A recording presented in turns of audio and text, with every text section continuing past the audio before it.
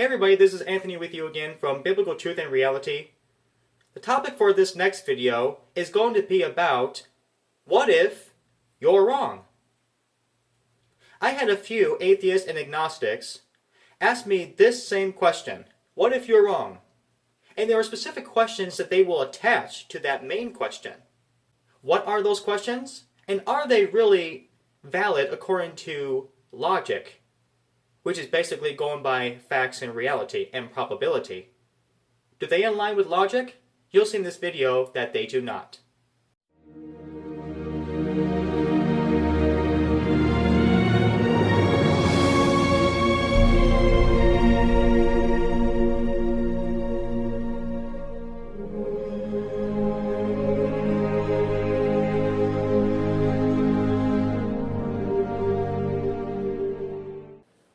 I've been asked this question before. What if you're wrong? By your whole belief system in the Bible, everything you believed was for naught. Well, that's very interesting. But let's go through some of these reasons. I've been asked some of these very pathetic and stupid reasons that from atheists, agnostics, or people who believe there is no absolute truth, we can't know anything, blah, blah, blah. The first one is, determining what's true has nothing to do with the rewards and punishments involved. Really? Okay, so if you're honest with yourself, there are only two reasons why we keep the laws in this land of the United States. One, because we like this country and the freedom that goes with it, right? The second one, for fear of consequences if they are not obeyed. That's just plain honesty. So if your statement is true, that determining what's true has nothing to do with the rewards and punishments involved, then does that mean that the laws of our land are not true and the rules at your job are not true? Give me a break, will ya? Come on. Very poor reasoning. But these are popular questions that atheists or agnostics will ask other professing believers. They are in the form of these. 1. What if you're wrong and Allah is God? 2. What if you're wrong and God condemns people that hate transsexuals? 3. What if you're wrong and God is a pink unicorn on Mars? What? Okay. Let's go through one at a time. First, what if you're wrong and Allah is God? This is very easy. I've read the Quran. I don't know if they have, but there are at least 6 different English translations. The Quran clearly teaches more than one pathway to Allah. Judaism and Christianity are also considered okay and tolerable as long as they all point to Allah. See these passages here. Read them from the Quran. I have. So there are more than 2 ways to go to Allah's kingdom, supposedly, and be accepted of Him. But let's say it's true. I'm in a generous mood. Let's grant your proposition to your question that I'm wrong and he is right. If I'm wrong and he's right, all I'll get is a slight reprimand of him saying something like, look, you did well, you believed in keeping commandments, but you were wrong in these areas. He would still accept me into his kingdom because according to the Quran, I would be accepted. The difference is the Bible is the only religious book in the world and in history that only allows one way, Jesus Christ and keeping his commandments. No other book in history that I know of makes it that narrow. Easily answered. So here's the thing. If you're right, that Allah is God, I'll still be accepted.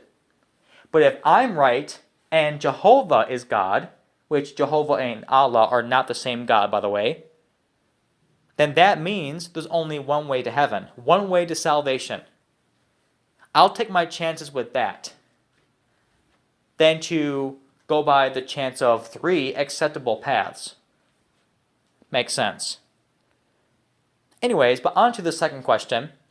What if you're wrong and God condemns people that hate transsexuals? That's definitely not the God of the Bible, because the Bible clearly condemns it. If this quote-unquote God, who people claim to be an all-loving God that would never judge anybody, that God is a fairy tale and doesn't exist. If this God is, a popular God, which he is in today's society, he cannot exist logically and consistently. Why? For three reasons. Number one, no book in history is available about this so-called God that's all-loving and wouldn't judge anybody. I've never seen a book with this God. Two, if he's all-loving, then why is he allowing the world to be in the mess that it's in, with the wars, murders, famine, starvation, poverty, and violence? Three, if he is that all-loving, why doesn't he stop them? I'll answer that. He can't. Because that would make him contradict himself, because he's then judging someone. That's a God of inconsistency and instability. He cannot exist. On to question 3. What if you're wrong and God is a pink unicorn on Mars? Oh my goodness. The dumb questions they will come up with. What a weird question. That God is also a fairy tale and doesn't exist. Why? For the following reasons. First, no book in history is available about this so-called God that's a pink unicorn on Mars. If there is a book, show me the book. If it is available, then why isn't it a bestseller like the Bible? Interesting. 2, if this God is a pink unicorn on Mars, what's his name? Did he create all things? Is there evidence on Mars for its existence? 3 separate questions. I dare you to try to answer them. Also, if this God does exist, pink unicorn on Mars, why does he live on Mars?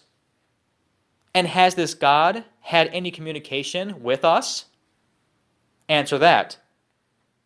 Now, of course, by this point, I've had a couple people having this direction of a conversation, of topic. After I respond in a similar fashion, a similar response that I've received in the past is something like this. Well, this line of questioning gets us nowhere. If you want to offer evidence for your claims, please do so. If not, you have nothing worth listening to. It's very easy to detect a coward behind a screen.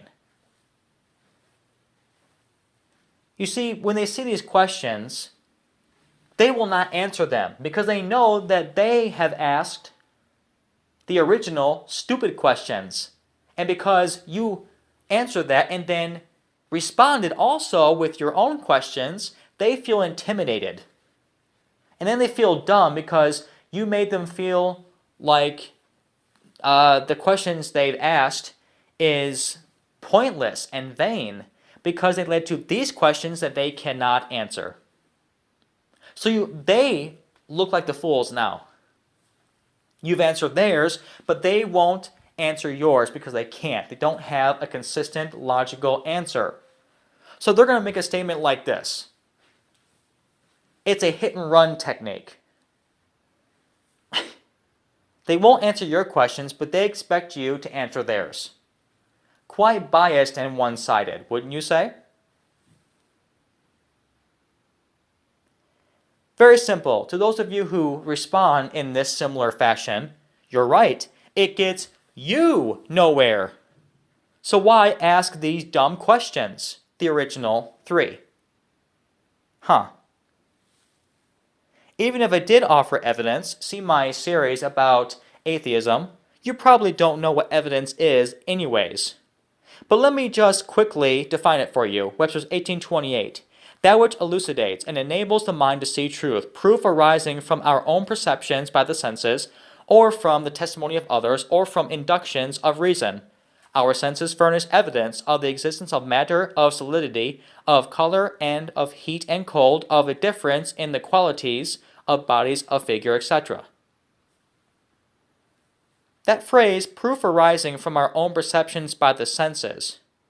Why, that's observation by the senses. Duh. Any substance that can be observed is what evidence is. Noun, person, place, or thing. The atheists and agnostics don't know what they're talking about. They don't want to believe in a God that has rules. They believe in anarchy, no order, no laws, no rules. And even if they did believe in rules, they certainly do not believe in rules from a creator. All of you brethren, love the Lord Jesus Christ, fear God and keep his commandments, and read and believe the King James Bible. Thanks.